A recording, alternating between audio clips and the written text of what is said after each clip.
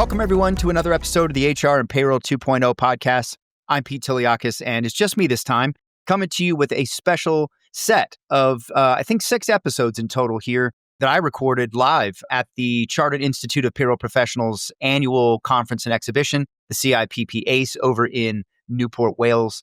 Thank you so much to Jason Davenport for having me. I was able to attend this for the first time, spoke on a panel on AI. I got to talk global technology selection. And just what an event. The learning was fantastic. The networking was fantastic. It was really a who's who of UK practitioners and leaders and innovators and vendors and consultants, you name it. So good to see everybody get together. Thank you for welcoming me. We had a wonderful time. It was a great party. One night, there was a really nice dinner and an awards ceremony. Shout out to all the winners. So many vendors you would know and so many folks you would know. There's just too many to list. But I hope you'll enjoy these episodes. Again, these were recorded live. And these conversations range everywhere from kind of taking the pulse of what's going on in the UK environment for payroll practitioners and leaders and innovators to the work that the CIPP is doing as an embedded resource with the HMRC, helping them with their transformation initiative. Just some really cool stuff going on out there. And I thought it'd be great to bring that to you. So these are audio only, and I hope you'll enjoy them. And look, stick and stay with Julie and I. She and I will be back with more episodes on the way. We are really cranking them out and trying to get the ad-free education just off to another level next year in 2026. So stay with us. Help us out. Share, like, download, subscribe. All of that helps us out. Give us a review. Let a friend know if you don't think they're listening yet. And everyone's welcome, right? And we hope you're enjoying the education here. And thank you. We really appreciate you. So we'll be back soon. And thank you so much for all your support. Okay, Sam O'Sullivan, policy lead at the CIPP. Welcome to HR and Payroll 2.0 podcast. Congratulations. The ACE is off to an amazing start. That was a fantastic keynote kickoff. Tell me a little bit about what you guys are doing. What's going on? Yeah, thanks, Pete. Thanks for inviting me to come and speak to you today. Yeah. What are we doing? Cool. Good question, yes. Right? So the policy team's remit at the CIPP is, I like to explain us as the go-between between governments and our members. So in the keynote, you will have seen Angela McDonald. Yes, She's deputy CEO essentially at HMRC. That's not her official title, but I can't remember off the boss top lady. of my head. Yes, She's the boss lady. Is she collecting all the money? Yeah. Do you know what? But what a whopping amount of money. Right? That 475 billion by way of payroll taxes, right? Yeah, so that's half of the... It's over, I think. Wow. That is the collection of pay-as-you-earn income tax and national insurance or social security that we are gathering via employment income. So it's huge. It is, yeah. And I'm sure globally, but especially in the UK, we have this concern that payroll isn't seen as a strategic partner. Yes, same. It's not a strategic It's a global function. problem. Yeah. Yeah. And I remember my first job in payroll. We were literally in a locked office. We were completely shut out of the way. Right. And people don't actually need to contact payroll if everything's going smoothly. Yeah. And I think that's some of the reasoning why we're not seen as a key strategic partner. So for all of our delegates at ACE to hear the boss lady from HMRC stand up and say, well done, and thank you for everything that you're contributing to the economy. I know. That's massive. I love it. So for those that don't know, explain what the HMRC is, because it's probably the IRS for us, but explain that. So HMRC, His Majesty's Revenue and Customs. Okay. So it's our custom and revenue tax authority. The part that we're focused on is the revenue side, rather than the customs, the imports and the exports. But hey, maybe the customs is our globally mobile workforce, right? I know. So look, they're going through a major transformation, digital transformation and otherwise. And I also am curious about the tax gap that they talked about. Is that like tax loss, a leakage or something that they think? Or so tell me about those two things. I'd love to learn. Yeah, the tax gap is what they're referring to as uncollected taxes. So disguised remuneration, where people maybe are paid a bonus rather than earnings. It's things like that. So it's all those uncollected taxes that are essentially slipping through the net. Right. Okay. Dishonest players in the field of tax advice. And we spoke about that in the keynote speech as well. Right. HMRC are looking at bringing payroll service providers, so what we deem to be outsourced or bureau, into the remit of being a tax advisor. Okay. Now, especially in UK payroll, we are taught you don't give advice, because we don't give advice. We are a compliance function. Not attorneys and yeah. And we operate within very strict regulation and legislation, tax thresholds and bans. There's not much playing around with how much tax or social security you're going to pay when you're employed. But HMRC have changed the definition of tax advisor to anyone who interacts with HMRC on their behalf. Do you think that's the right move? Do you think that's a little bit too much, or do you think that's proper? Or there's a barrier at the moment and a bit of concern with using the definition of tax advisor. Right. So some individuals who provide payroll services, if they're now deemed to be a tax advisor, are their clients going to expect to start receiving tax advice? Right. Great point. And they'll be pushed into a market that they're not actually wanting to go into. It's not commercially viable. It's not what they're there to do. Yeah. So our stance with HMRC is you need to think about the framing of this. Is tax advisor really the terminology you want to use? Tax agent, tax intermediary? If we remove the advice element, I think that will settle the concern, especially through our members. Right. Yeah, I love that you guys are so influential with this organization, right? I mean, I'm not so sure that other countries could say the same in terms of how they treat payroll. And I think it's a massive, massive step forward for the profession, right? It's shining a light on what we've all known, is that the importance of payroll and the impact of the professionals are not bookkeepers and clerks. They're tax professionals, they're compliance professionals, they're business leaders. Let's be honest here. So talk to me a little bit about the embedded nature of what you're doing. I was really, really excited to hear you have a resource now that is going, a leader from CIPP that will be embedded with the HMRC to work with them on their transformation. Yeah, absolutely. What's that going to be like? It's going to be a huge And loss. is that a first thing? Have you guys always done this, or is that new? It's the first time for the CIPP, which is huge. What it's going to mean to me, look, I'm gutted to be losing a member of my team. I know. Right? But think of the valuable impact and the knowledge he's going to bring back. Absolutely. Yeah. So I know I joked with Angela in saying, you're not allowed to keep Matt. He is my right-hand man in policy. Yeah. But as I explained to our delegates, the benefit that we will see as an industry from having his expertise within HMRC, the fact that that policy measure will look the way we want it to. So we're really shaping how that turns out. Right. And the knowledge that he's going to bring back exactly what you said. Tremendous. I mean, but just to be able to influence from the inside versus being dictated to and having a say in this, I think is just a massive step forward kudos. Congrats. I don't know how this came about, but whatever you did, I'd love to see others do this. It would be amazing. Yeah. Do you know what? I have always kind of took real pride in, I talk to everyone exactly the same way that I would be spoken to, whether I'm speaking to a CEO or an apprentice. And at HMRC, we have built really, really strong relationships. Yeah, that's fantastic. With their leaders. Payroll has to have those relationships too, you know? And the way that came about really was from a conversation with one of the directors at HMRC where they said, we don't have time to start from scratch. We haven't got time to start with a blank sheet of paper. They've got to tool the plane while they fly it. And I said, well, we know that, but you have all of these reams of paper that you have this plan written down on. What you need is us to come in, take out all the sheets that you don't need, and we'll leave you with the essence of what is required. So you get what you want, but so industry gets what we want too. Right. And I said it quite flippantly. I said, you need to second one of us in. You know, you don't have the payroll expertise within HMRC to implement this change. Right. And 2 months later, I got the email to say, we want to second a member of your team in, which is amazing. I think we'll get quite a few pats on the back this conference by securing that with HMRC. I got the impression, was it Sally, the lady that was speaking? Angela, sorry, Angela.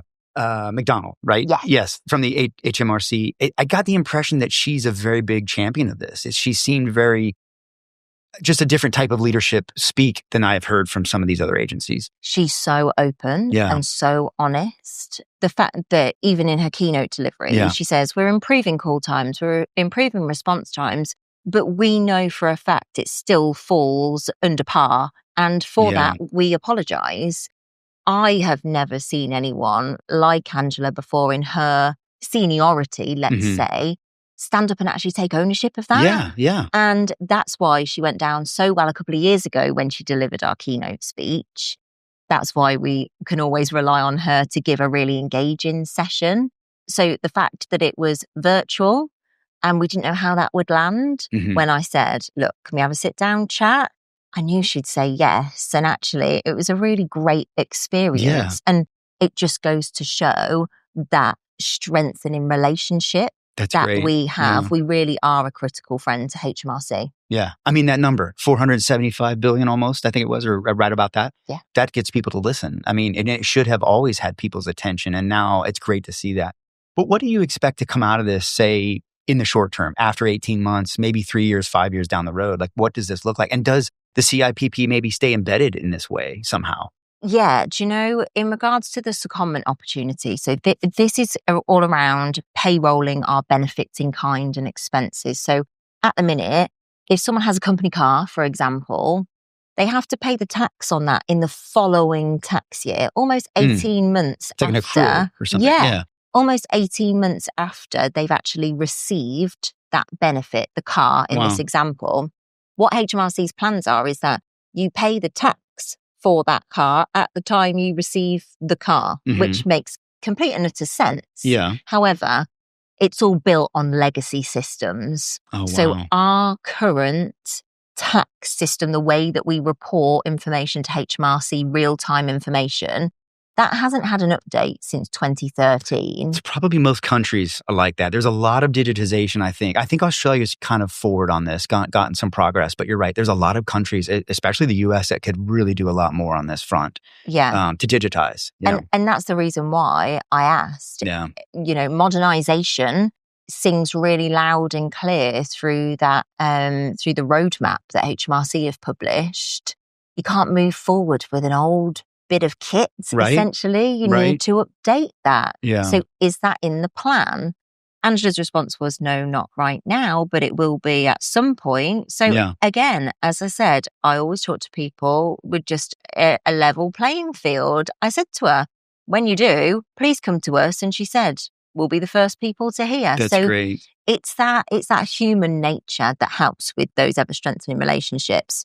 Whether the CIPP stays seconded into HMRC, do you know what? I almost hope not, because I need my team. You need your But I mean, at least you would keep that dialogue going, I would imagine. I mean, it is interesting that the thought of having a badged and CIPP member embedded in the HRMC, even if maybe you guys rotate people through there, it'd be a great learning exercise for you guys. And I think contribute to the government on a day-to-day basis, right? Where you guys could be very close together in that effort. So very, very cool. So what do you think is next though for this? I mean, can you see you guys doing more projects together, maybe working on other initiatives as this goes along? I'm sure this is going to be rolled out in pieces and so that's due to come into play from April 2027. Okay. So we've got so this is a multi-year phased approach, we've got a bit of time. The policy team at the CIPP have pulled together a cross-body working group with tax, payroll and software experts. So we really wanted to facilitate a non-HMRC conversation as to what we want to see come out of this new policy measure. So we know now that Matt is going into HMRC, we will have regular dialogue. And when Matt comes back into the CIPP, hopefully that stays open, that open conversation continues. But that's just one piece of the puzzle, really. In policy, we sit on a number of government stakeholder forums. So it's open conversation around government wants to do this. What are your thoughts? How's that going to land with your members? I've just been given the role of co-chair of HMRC's primary employment and payroll forum, which is great. So I get to help set the agendas, ask for speakers, put topics of conversation forward as to what we know needs to be discussed in the industry. So the secondment is a fantastic shining star right now, but that's the cherry on top. We've got a whole cake underneath of what the policy team are getting up to. So it's only ever going to bolster what we've already got there with HMRC. But I know we're really lucky as a UK professional body to have that level of relationship with our government. This is really a milestone to me because the spirit of what we need is more executives behaving like this. Call payroll payroll should be at the table anyway. Hey, we're thinking about fill in the blank, merger and acquisition, large reorg design. We're talking about maybe adding some different compensation sets or whatever the case might be. I think any of those people decisions, there needs to be a payroll person at the table for the intersection of control, the intersection of compliance, and just all the things that underpin those decision making. I mean, do you think this is possible that this is going to set maybe a tone to say, hey, if the government is having payroll at the table, maybe why don't we have payroll at the table too?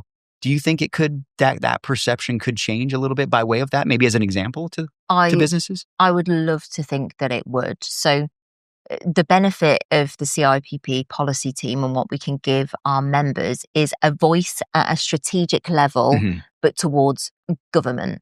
We obviously can't change where they're reporting within an organisation, but payrolling benefits, Angela said, it's going to impact 3.5 million people because it's going to change the way that their tax works. Hopefully, this will be that trigger of payroll is really important. We're going to have to change $475 billion worth. We're going to have to change the way that we do things. We're going to have to change the way our systems work. You know, if an employer provides private healthcare, for example, as a benefit to their employees, that employer now needs to start speaking to that private healthcare provider. Right. How are you going to give me that information in real time? We can't work in a legacy process like we've done in the past. So this isn't just an industry change. This is a UK-wide change that we're about to embark on. So I'm hopeful, yes, that it will be the start of a future focus of payroll needing to be at the C-suite and needing to be at that top table. It's absolutely what we're advocating for at the CIPP. Yeah. Do you feel that payroll needs to be maybe matrixed into the C-suite? Australia's working on that at certain revenue levels, I believe. And there's pushback, why payroll is the biggest P&L hit to most companies. It's the largest labor cost. It's the only process outside of accounting where, in a publicly traded firm where your C-suite can go to prison if payroll doesn't do their job. Do you think that that's necessary, or do you think it's more just about the engagement level of how payroll's being viewed?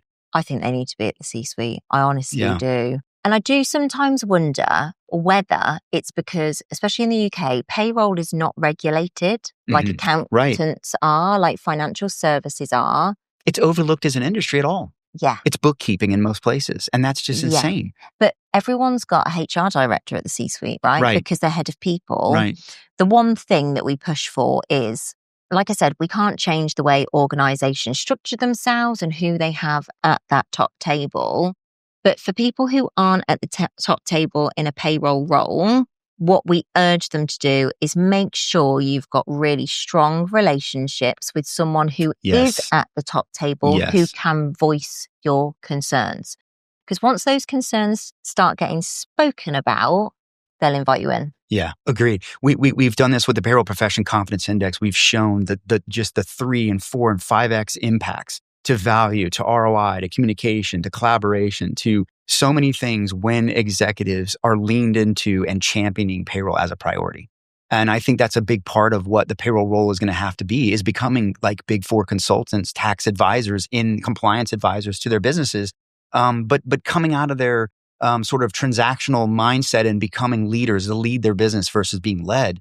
And it's really a big part of that is bringing their data and insights together to their executive team and building a relationship. And I think there's got to just be more of that. So look, thank you so much. Congratulations on everything that you guys have accomplished here. I think it's very, I don't know of another country, or organization working together like this. And so this is groundbreaking in a lot of ways. And I'm sure it's going to have tremendous impact for both the revenue stream of the government, but also the outcome, which is good for the people of the country, right? and also, the profession itself. So keep doing the work you're doing. And I hope we can maybe catch up, do a longer episode, maybe in a year or so, and see how things are going. Yeah. Hey, we'll invite Matt once he's back. We will. Eh? Yeah. Hopefully you don't lose him. Hopefully he stays. But what wonderful knowledge he's going to bring back. And I know you guys are really proud of that. So congrats. Thank you, Pete.